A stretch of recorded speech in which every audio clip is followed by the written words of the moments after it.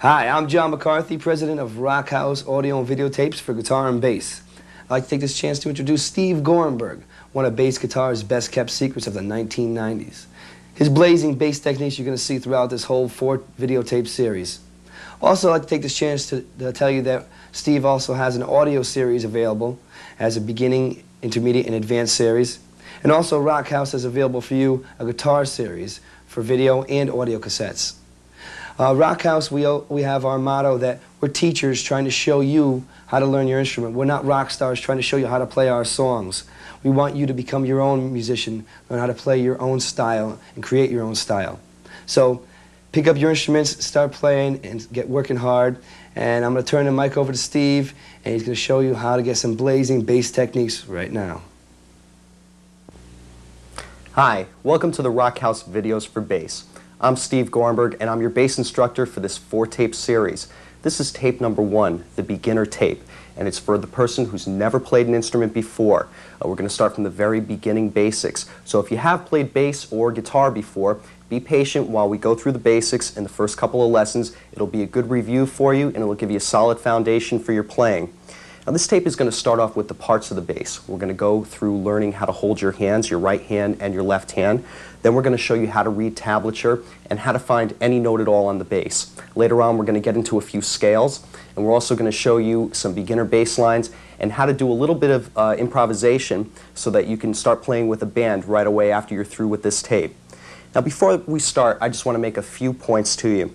First, you have a great advantage of working with a videotape. You can stop the tape at any time to practice an exercise. You can rewind the tape, go over it as many times as you want, or pause the tape. And I really suggest strongly that you do this. You can't try to go through this whole tape in one day. If you do, you're not going to get anything out of it. Take your time. It might take you a whole week to get through one lesson. And different people learn at different speeds. So if it takes you a long time to get through this first tape, don't worry. The next couple of tapes will probably be a lot easier. Again, if you've never played an instrument before, this is going to be the hardest tape for you. Now, bass is not any easier than guitar. That's another misconception. Just because there's 4 strings and there's 6 strings on a guitar, bass is not any easier to learn how to play. Matter of fact, some people might say it's harder because the frets are wider apart, the neck is longer, the strings are thicker, they're a little bit harder on your hands. But I feel confident that anybody can learn, and I know that anybody can learn from this method. I have a lot of students who are playing out in bands now, and they're doing just great with this. So get your book and get your bass. We'll get started with lesson number 1 in just a minute.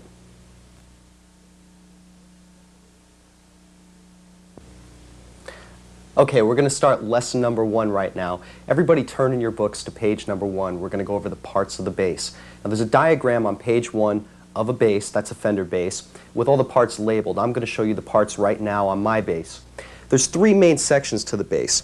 This whole piece right here is called the body. This piece protruding out of the body is called the neck, and this section here is called the headstock. Now let's move back over to the body. I'm going to talk about all of these different pieces that are mounted down onto the body. This piece all the way at the end is called the bridge, and this mounts the strings to the guitar on this end of the guitar. These are called pickups, and the pickups are kind of like little microphones. What they do is they pick up the vibrations from the strings and convert it into a sound. You have your input jack where you plug your cord in, and then you have these knobs here. Most standard basses that have 2 pickups will have 2 volume knobs, 1 for each pickup, and a master tone control. This is the pick plate, and this is just to protect it from scratches. Now we're going to move along the neck.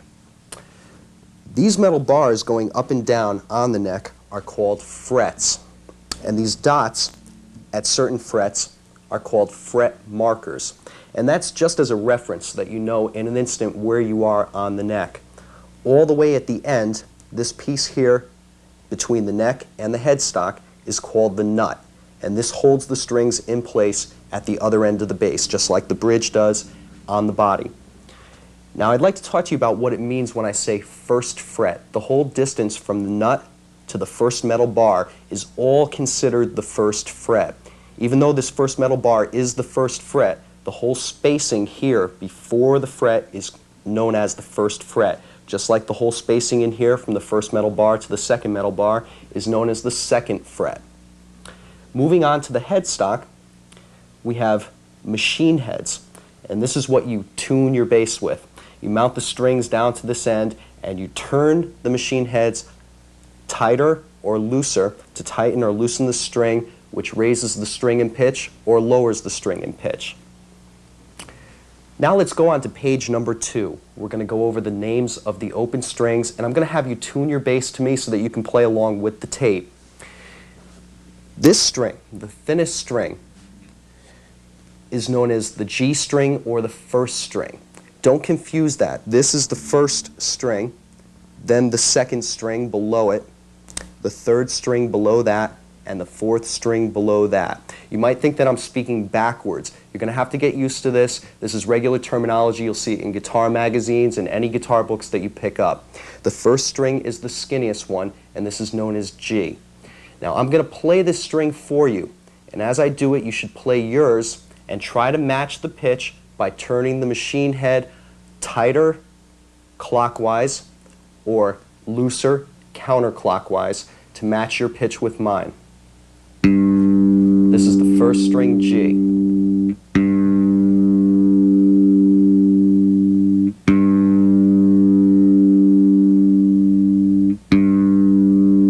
Moving on to the second string, and this is called the D string.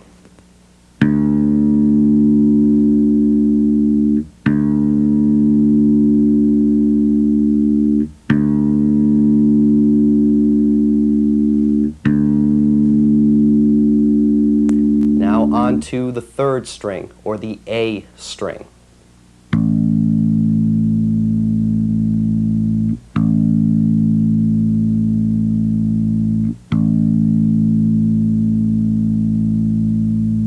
Finally, the fourth string, the thickest string, or the E string.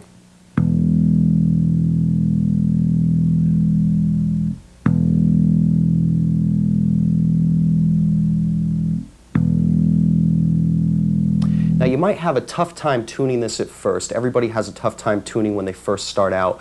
What you can do is if you have an electronic tuner, if you tune to that, you'll be in tune with the tape, because I'm tuned to an electronic tuner to A440. Also, if you don't have a tuner, you can have a friend who's been playing for a while help you out just to tune you up and show you how to do it. It'll take you a little while to get used to it, but you should train your ear to be able to hear the pitches and to be able to tune your strings higher or lower to match them up. Now I'm going to talk to you about your right hand, how to hold your right hand and how to use it. Don't worry about your left hand for now. Now you want to rest your thumb on the pickup like this, and you're going to be using your index finger and your middle finger. Your index finger is your first finger, and your middle finger is your second finger. You're going to practice alternating back and forth. First finger, second finger, first finger, second finger, first finger, second finger. Now you notice as I'm striking the string, my finger comes back against the string below it and rests on it, kind of like a shock absorber. That's to keep your hand from flying too far off the bass. You don't want to play like this, because if you do, you have no pull and no anchor. This keeps your fingers nice and ready to just jump right up and hit the string again. And you should practice alternating like this on every string. Go up to the second string, nice and steadily and smooth. Start out slowly and build up speed gradually. And on the first string. Now when you use it on the fourth string, you have nothing for your fingers to fall back against. You just have to watch how far you're pulling on the string. And you don't have to pull too hard. You don't have to snap them. All you have to do is just touch it lightly. Just set the string into motion and it'll do the work for you. Now I'd like you to review the names of the open strings one more time. First string G, second string D, third string A, and fourth string E. It's important that you memorize these. We're going to be using this terminology throughout all four tapes when I talk about the first string or second string or the G string or the D string. It's important for you to know which one is which. Now let's go on to the left hand. I'm going to show you how to hold your left hand on the neck. Now your thumb should be pressed against the back of the neck with just the first joint of your thumb touching the back of the neck. And your fingers should curl around to the front so that just your fingertips are on the strings. Those are the only parts of your hand that you want touching the neck. You don't want to be gripping it like this. You just want to let your hand hang loosely. Keep your thumb pressed against the back of the neck, if I can show you like this. And your fingers should curl around so that just your fingertips are on the strings. Try playing a few notes with all your different fingers, anywhere at all on the bass, getting used to the sound. Now the first couple of notes that you try are going to sound maybe a little bit like this. That's okay, you're going to build up calluses later on. It'll make it a lot easier for the notes to come out cleaner. For now, you're going to have to press down really hard, and it's going to help you to use your fingertips. You'll notice that if you press down with your finger flat, it's going to be harder than if you just press right down with your fingertips.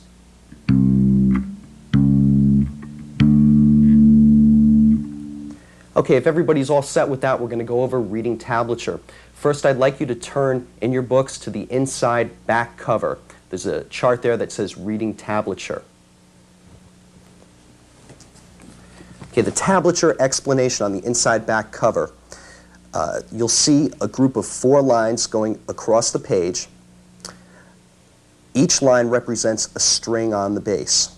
The numbers that are written directly on the lines are the fret numbers, and those are the frets that you're supposed to play the notes at. Each line represents a different string, and the bottom line of the 4 lines is the 4th string or the thickest string. The top line would be the 1st string or the thinnest string. You also have a series of numbers written underneath the tablature staff. Those represent which finger on your left hand that you should be using. Your index finger is your 1st finger, your middle finger is your 2nd finger, your ring finger would be your 3rd finger, and your pinky finger would be your 4th finger. Now turn back in your books to page number 3, and we're going to go over reading tablature in a little bit more detail. There's a few more things that I want to add into that explanation before we go on. You'll notice a series of vertical lines, lines going straight up and down on the tablature staff that cuts the staff into sections. Each one of those sections is called a measure. And you'll see that where it's grouped off, where it says measure, that would be the 2nd measure. Also, you'll see a series of dots on the top of the tablature staff. It's either one single dot or 2 dots, one on top of the other. That would represent the right hand fingering. Now, 1 dot by itself would be your 1st finger or your index finger on your right hand. 2 dots would represent your middle finger on your right hand. And the last thing would be the repeat signs. You see the arrows pointing to the certain bar lines that are cutting the tablature staff into a section. They have dots on the inside surrounding it, and the group of 2 measures at the end of the tablature staff should be repeated. So you play through those 2 measures and then play through those 2 measures again, because those are the measures that are surrounded by the repeat signs. Now, if everybody understands reading tablature, you can turn in your books to page number 4. We're going to go over the left-hand warm-up and really get you started playing. Okay, the first measure in the tablature staff is on the 1st string. Your left hand should be down at the 1st fret. Your 1st finger should be in the 1st fret, and that would be the 1st note. The 2nd note, you have to reach up to the 4th fret with your 4th finger, then to the 3rd fret with your 3rd finger, and back up to the 4th fret with your 4th finger. Let me play that first measure for you right in a row.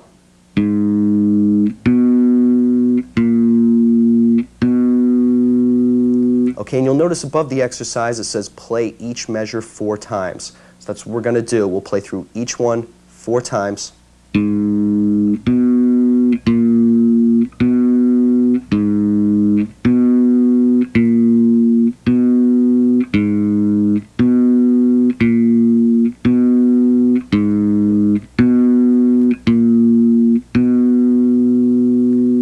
Now for the 2nd measure, we take the exact same pattern, 1st fret, 4th fret, 3rd fret, 4th fret, and we move it down to the second string.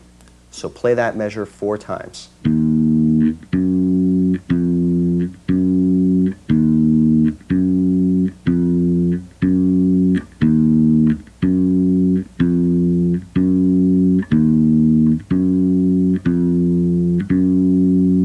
On to the next measure, we're going to move down to the third string with the same pattern.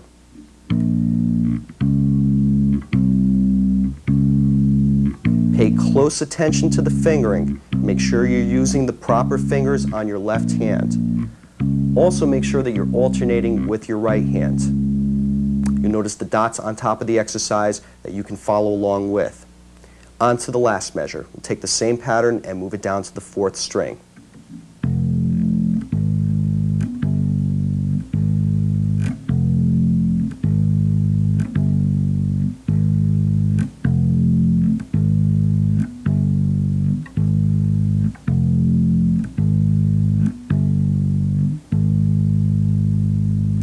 Now I'm going to play through the whole thing for you at a little bit of a faster speed.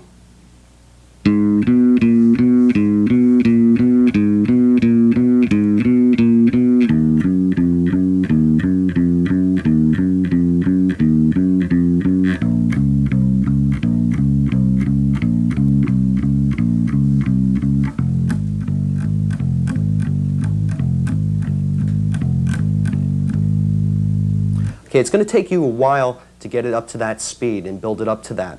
Do it gradually. Remember, you don't want your notes coming out like this. They're going to be bound to sound like that when you're first starting. Concentrate on pressing down really hard on the strings with just your fingertips. You'll get cleaner notes, and you want to get clean technique. You don't want to just blow through this and have it sound really bad. You want to get it together, and it'll get you off to a good start with using your left hand and build up some calluses for you. Now, the last thing in lesson number 1, I'm just going to give you a little piece of a bass line that you can play. This is from Dazed and Confused by Led Zeppelin. Okay, the first measure of this, I'm going to start by playing the open 4th string, and then up to the 5th fret on the 2nd string, using your 4th finger. 4th fret with your 3rd finger, 3rd fret with your 2nd finger, 2nd fret with your 1st finger. The second measure, we'll play the open 4th string again, then the 5th fret on the 3rd string with your 4th finger, 4th fret with your 3rd finger, 3rd fret with your 2nd finger, and 2nd fret with your 1st finger. All together.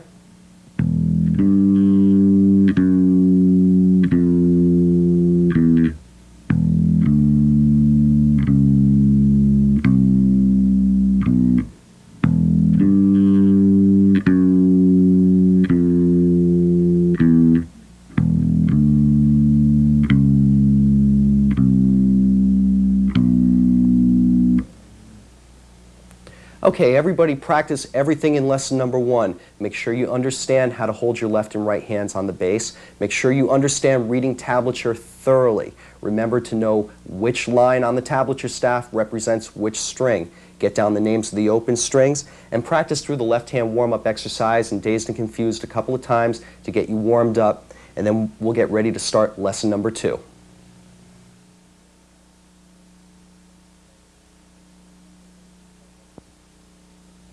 Okay, we're going to get ready to start lesson number 2 now. So everybody turn in your books to page number 5.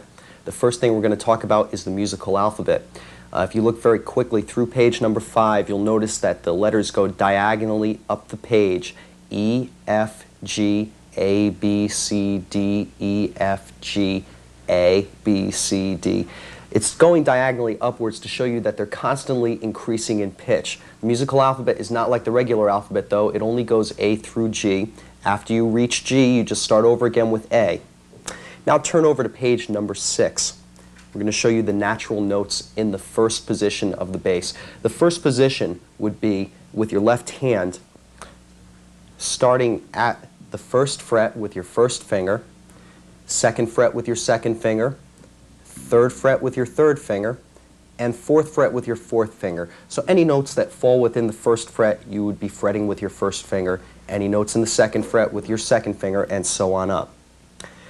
The lowest note that you can play on your bass is the open fourth string or the note E. And if you look at the diagram on page number 6, it'll continue up the musical alphabet: E, F, G, A, B, C, D, E, F, G, A, B. Now if you go down to page number 7, we're going to show you in tablature where these notes are, how to use your fingers on them so that you can play these notes. The first measure is going to be the 3 notes on the 4th string, or on the E string.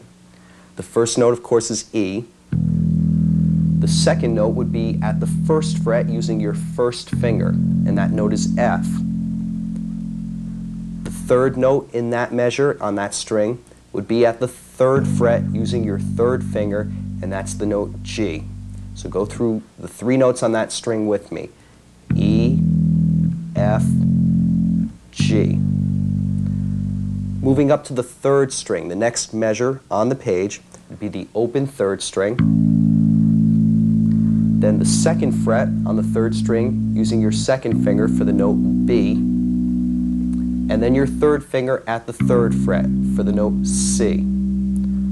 So that measure, those 3 notes on that string, would be open A, B at the 2nd fret, C at the 3rd fret. Moving on to the 3rd measure would be the open 2nd string, which is the note D, 2nd fret with your 2nd finger, the note E, 3rd fret with your 3rd finger, or the note F. So those 3 notes together on that string would be D, E, and F. Moving on to the last measure, on the 1st string, or the thinnest string. Open note is G, 2nd fret with your 2nd finger for the note A, and then your 4th finger at the 4th fret for the note B. Make sure you're using the right fingers. Don't shy away from using your 4th finger. You're going to need to build up strength in it, just like in that left hand warm-up. You want to be using all 4 of your fingers. Make your hand do the least amount of work to get the most amount done. Let me play through the entire musical alphabet from the low E up to the B at the 4th fret at a faster speed.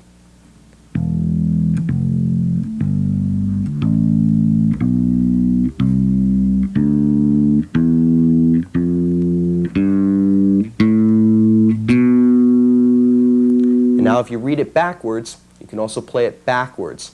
You want to play the entire exercise backwards from highest pitch note down to lowest pitch note.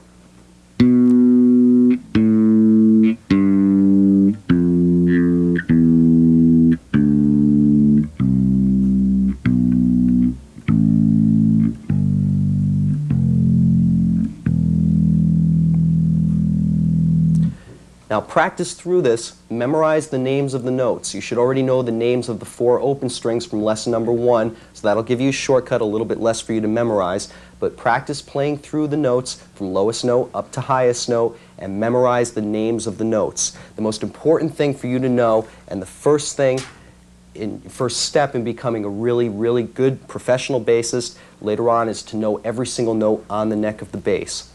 If you turn over in your books to page number 8, we'll talk about intervals, and I'll give you a formula to figure out how to find any note at all on the bass. Now the interval is a word that means the distance between 2 notes. All it is the term for a distance. A half step is a type of interval, and that's the distance of 1 fret. For example, from B to C on the 3rd string, these 2 notes are 1 fret apart of each other. So they're a half step apart of each other. B and C are a half step apart. A whole step would be the distance of 2 frets. For example, from F to G on the 4th string, or the E string. So it'd be from F to G would be a whole step. Then if you look down below that, you'll see the natural notes A, B, C, D, E, F, G, all the way back to A again, and it points out to you where the whole steps and the half steps fall. Half steps always occur between B and C and between E and F. That never changes. All of the other intervals will always be whole steps. If you remember that the half steps come between B and C, and between E and F, then you'll have no problem in figuring out where the whole steps are. Everything else is a whole step.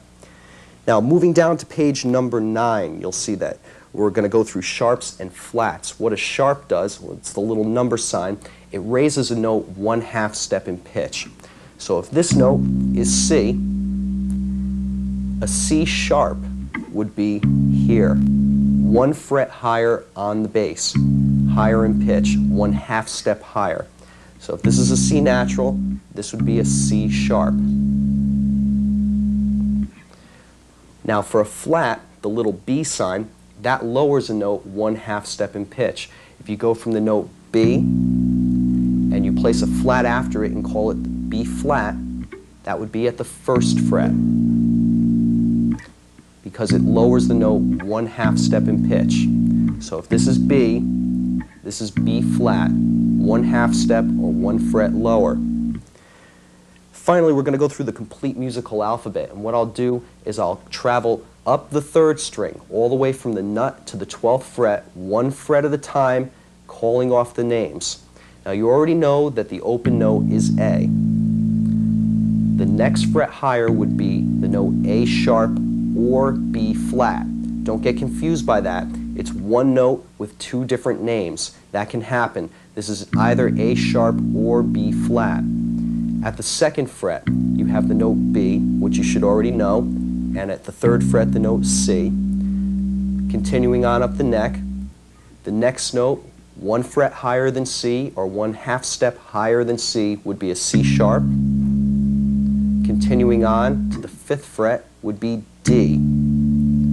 Now just quickly, you know that the distance from C to D would be a whole step. So from C to D is the distance of 2 frets. And that's the way to figure out these notes. Now from D, continuing on up the neck, your next note in the alphabet would be an E. The distance from D to E is a whole step. So E would be 2 frets higher than E. So E would be at the 7th fret. The note in between them, here at the 6th fret, would be a D sharp or an E flat. Continuing on up from the E at the 7th fret, the next note in the musical alphabet from E would be F. And if you remember, the half steps fall between B and C and E and F. So F is just 1 fret higher. F is at the 8th fret. So there's really no such thing as an E sharp or an F flat. E and F are right next to each other on the bass. 1 fret higher than F would be F sharp. 1 fret higher than that would be G. Continuing on, G sharp at the 11th fret, up to A at the 12th fret. And you'll notice the fret marker here is a double dot. That's to tell you that you've gone 1 full circle through the musical alphabet, from the open note all the way up to the 12th fret. And what happens here is you just start all over again. A sharp at the 13th fret, B at the 14th fret, C at the 15th fret. Now, if you notice, the fret markers also line up. The fret marker at the 3rd fret and the fret marker at the 15th fret. The notes here and the notes here are the same notes. These are higher in the musical alphabet, but the letter names are the same. Just like the fret marker here and the fret marker here, they both line up. Continuing on. So in other words, if you learn all of the notes from the nut, the open strings, all the way up to the 12th fret, all you need to do is duplicate all of that for the 12th fret right on up. So if you learn all of this, you'll automatically know all of this. If you look at the inside front cover of the book, there's a neck diagram, and that'll show you at an instant where every note is on the bass if you need to refer to it. I wouldn't suggest relying on it, though. You really need to learn how to find these notes. So go over everything in lesson number 2. Make sure you understand it. Make sure it's down.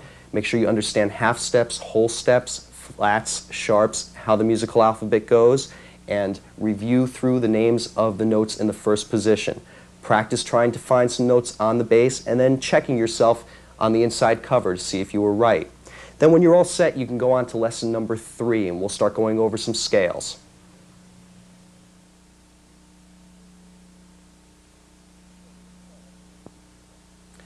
Okay, we're going to start lesson number 3 right now. The first thing we're going to go over is the A minor pentatonic scale. This is going to be your basic scale for doing rock and metal improvisation and soloing. So really take the time out to learn this and get this down. This is going to be one of your most important rock and roll scales. Now at the top of the page on the left hand side we have a tablature staff which will give you the fret numbers and the fingerings, and on the right hand side of the page there's a finger chart. That's a chart that represents the part of the bass that you're playing at, and you'll see underneath the chart it says 5th fret. Now this is called the A minor pentatonic scale because it's in the key of A. So we're going to be starting the scale on the note A and ending the scale on the note A. And those are the circled notes on the tablature staff and in the finger chart. Both of those notes are A. Okay, starting at the 5th fret on the 4th string with your 1st finger on the note A. The next note would be at the 8th fret with your 4th finger. Then moving up to the 3rd string, 5th fret with your 1st finger, 7th fret with your 3rd finger. Moving up to the 2nd string, 1st finger on the 5th fret, 3rd finger at the 7th fret. Now let's play back down the scale. 7th fret with your 3rd finger, 5th fret with your 1st finger, 7th fret with your 3rd finger, 5th with your 1st finger, down to the 4th string, 8th fret with your 4th finger, and 5th fret with your 1st finger. Now I'll play through the scale up and down at a little bit of a faster speed for you.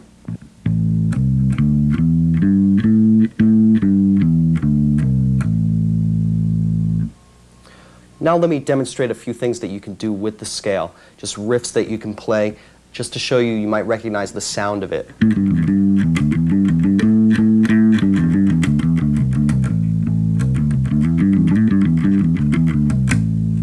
Okay, practice monkeying around the scale, try a few different things on your own, see what you can come up with. The lead pattern below this on the next page is just going to give you one idea of a way that you can arrange the notes and play it to make it parts of solos and parts of bass riffs. We're going to be doing what's known as going up and down the scale in groups of 3. Let's play the first 3 notes of the scale in the first measure.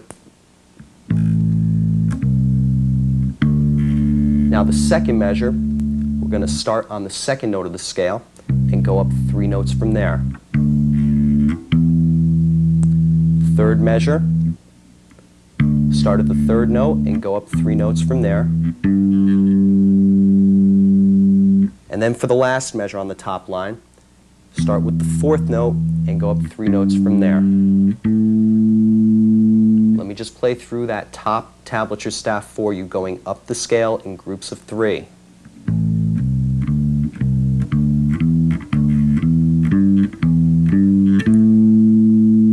Now below that we're going to do the exact same thing backwards, going down the scale in groups of 3, starting at the note A at the 7th fret on the 2nd string with your 3rd finger. Go down 3 notes of the scale. Move back up, and then go down 3 notes from there. Back up, and down 3 notes, and then back up, finally the last measure. A little bit faster going down the scale in groups of 3 now.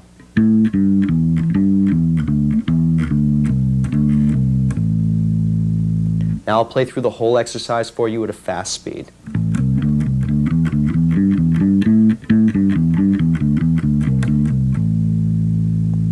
And on the bottom of page 11, here's a little bass line taken from the song Sunshine of Your Love, and this is directly off a pentatonic scale. A lot of songs that you're going to end up playing, you're going to notice these scale patterns in. Like I said, it's one of the most popular rock and metal scales. So let's go through this together. The first group of notes are on the 2nd string, starting at the 7th fret with your 3rd finger. Hit that note twice, then back to the 5th fret with your 1st finger, and then back up to the 7th fret again with your 3rd finger. So the first 4 notes on the 2nd string sound like this. Moving down to the 3rd string, 7th fret with your 3rd finger, 6th fret with your 2nd finger, 5th fret with your 1st finger. Again. And the last group of notes on the 4th string, 5th fret with your 1st finger, 8th fret with your 4th finger, back to 5th fret with your 1st finger. Practice this slowly, build up speed gradually on it. I'll play it for you a little bit faster now.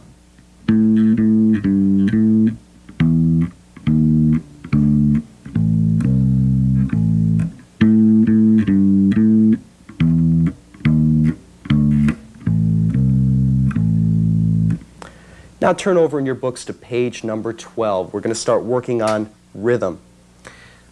First, before we go any further, I'm going to talk to you about the drum set.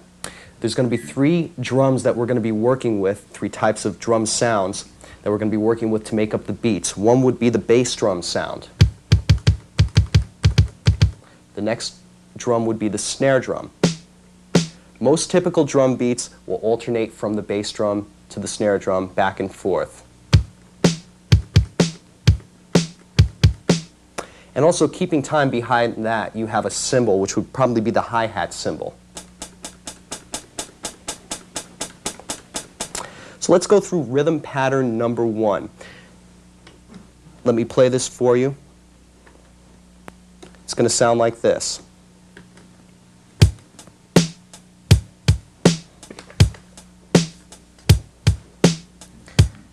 Okay, the numbers that are underneath the staff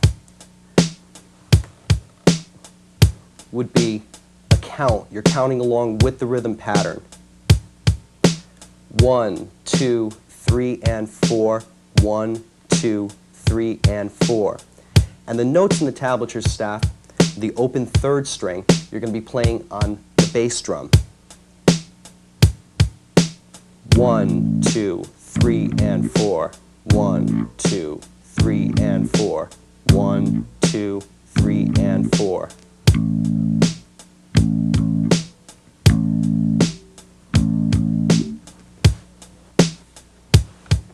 Now let's go on to rhythm pattern number 2.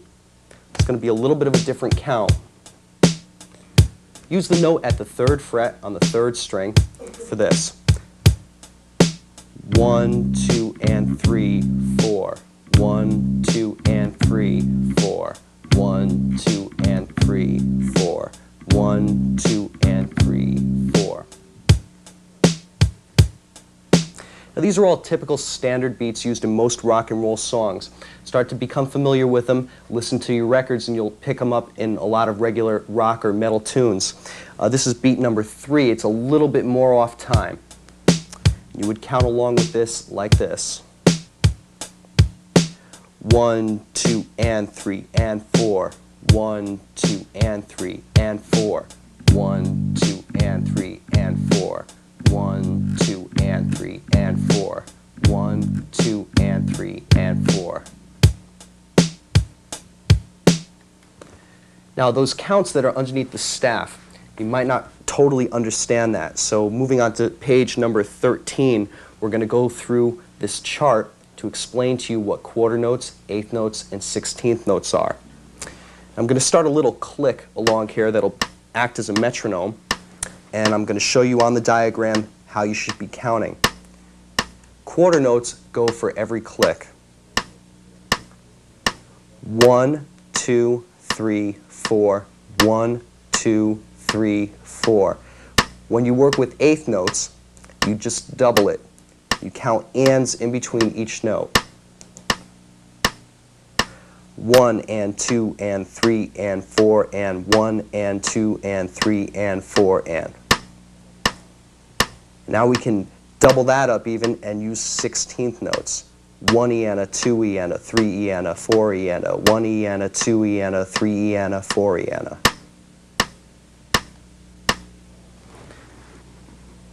Now let's move on to patterns 1 and 3 grouped together. This is a 2-measure pattern that's using pattern number 1 and pattern number 3 that we did on the last page. Use the note at the 7th fret on the 3rd string.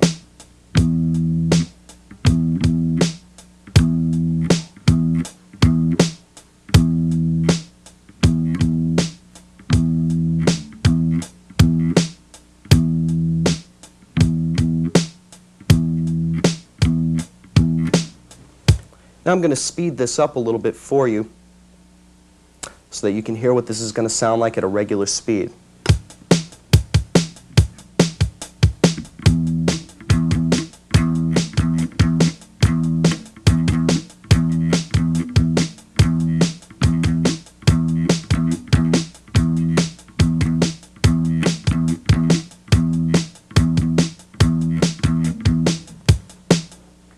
Now turn over in your books to page number 14.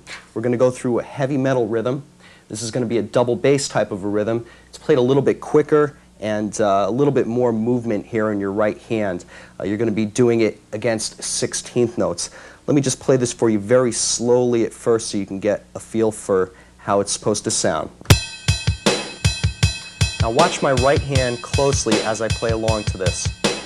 1 and a 2 and a 3 and a 4 and a 1 and a 2 and a 3 and a 4 and a 1 and a 2 and a 3 and a 4 and a 1 and a 2 and a 3 and a 4. Now let me speed this up some more so you can hear what this is going to sound like at regular metal speed when you're playing to a metal or thrash tune.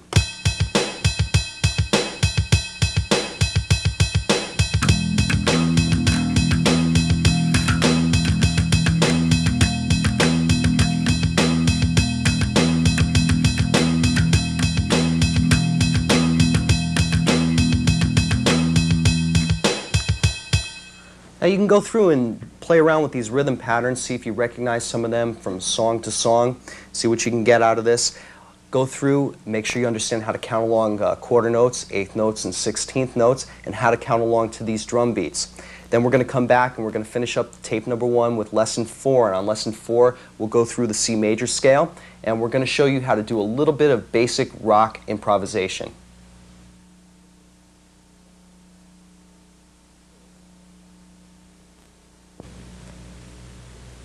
Okay, we're going to start lesson number 4 now. We're going to finish up the beginner tape. Make sure you understand everything in lessons 1, 2, and 3 before going any further. As a matter of fact, I suggest you go back and take the lessons over again before finishing out this tape. As I said right at the beginning, don't try to do this whole thing in one day. You're not going to get that much out of it. You should take each lesson at a time.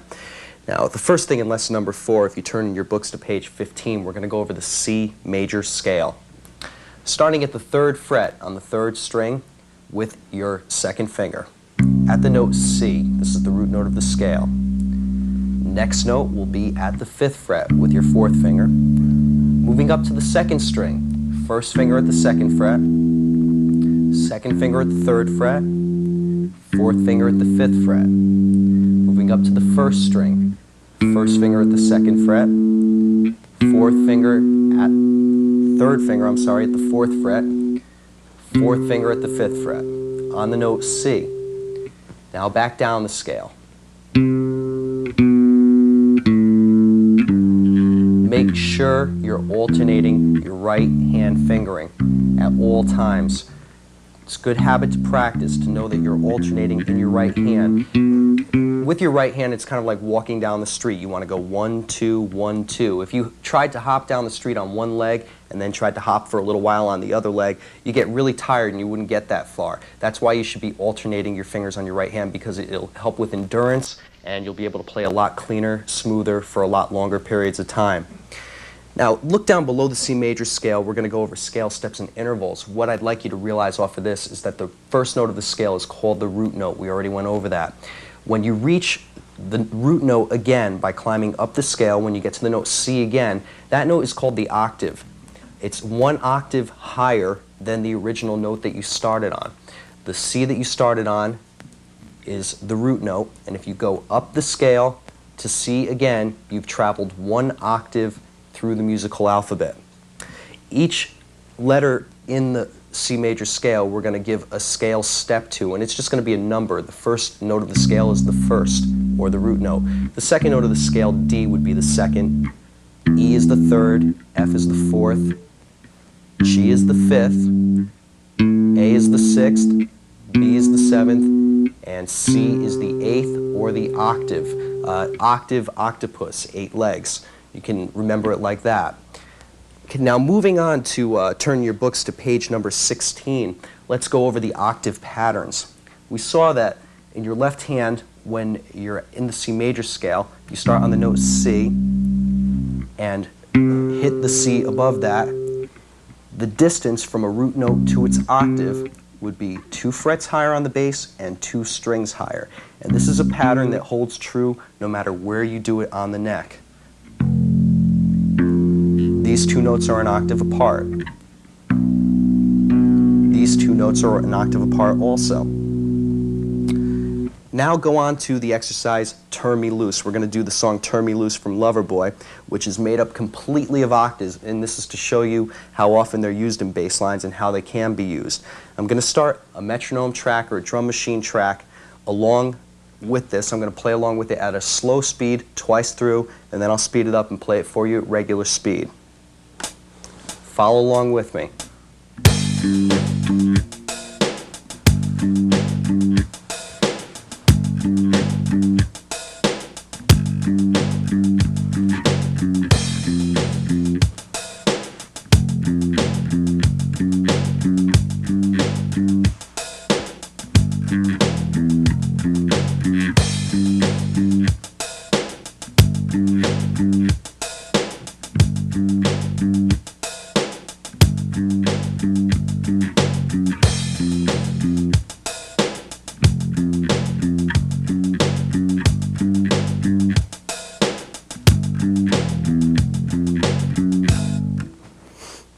Now here it is at a faster speed.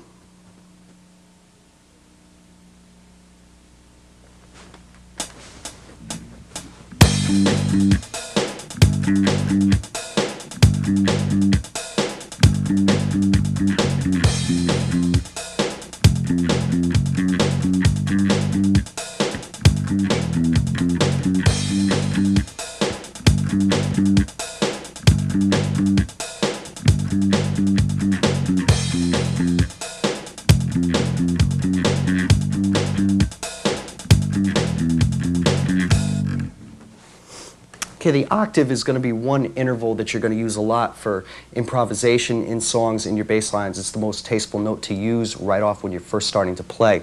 Another group of notes on page 17 would be called fifths. Fifths, like we saw before in scale, steps, and intervals, is just the 5th note up in the musical alphabet from the note that you started on. So if we call C the root note, we travel up the C major scale 5 notes, we reach the 5th of C. And this is the pattern. It would be 2 frets higher and 1 string higher. Now if we started at the octave C and played the same 5th but below the root note, say that we call this note C the root note now, we go below that, we have a 5th below the root note, or a 5th above the root note like this. And these are notes that you can use in your improvisation along with the octaves. Now turn in your books to the last page, page number 18. We're going to work with chord progressions. I'm going to give you some ideas of how you can use the fifths and the octaves to create your own bass lines. Now if you notice on the tablature staffs, there's no tab notes written out at all. All I did was gave you the letter names of the chords above the staff. This is because I'd like you to get to know the notes on the neck of the bass. You should be getting to know these. You should be looking at the chart in the front of the book and knowing these by knowing the intervals and how to find the half steps and whole steps along the neck. If you find your own places to play these, you start to create your own style and get creative with these ideas. And I'd rather have you doing that than have me showing you how to play everything. So I'm going to start a tape track of the first chord progression, which goes from the notes G to C to D, back to C again, and then repeats itself. We'll go through 2 times slow and then 4 times at a faster speed.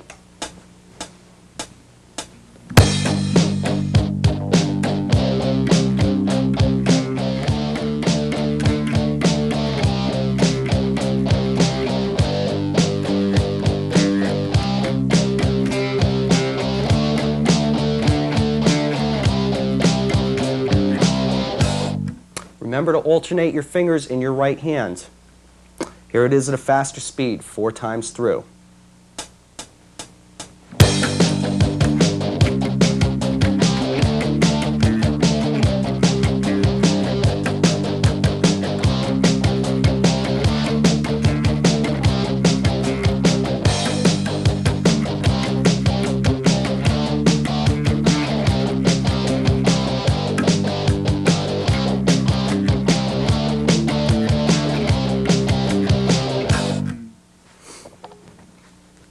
Okay, now move on to the second chord progression. This is going to go from E down to C, up to D, to E for the first 2 beats of the last measure, and then back to D for the last 2 beats of the last measure. Here's what it's going to sound like at a slow speed. Follow along with me as I play through it.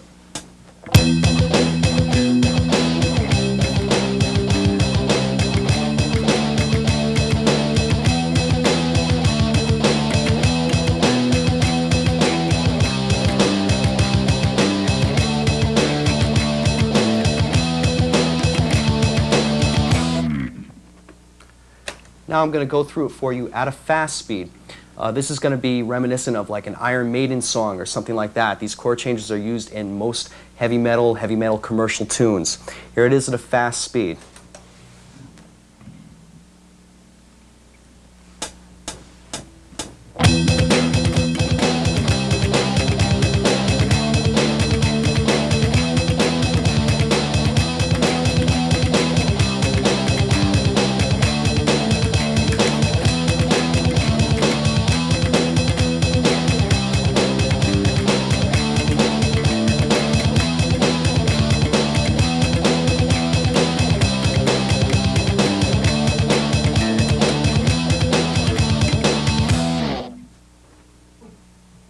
Okay, this marks the end of tape number 1. I hope you've gotten a lot out of it. You should be off to a good start if you've worked on everything. As I said, go through each lesson more than once, practice everything, get it down perfectly. Should give you some ideas to doing some improvisation. You should be able to get started working with a band now. Work with guitar players, have them give you some chord changes to play against.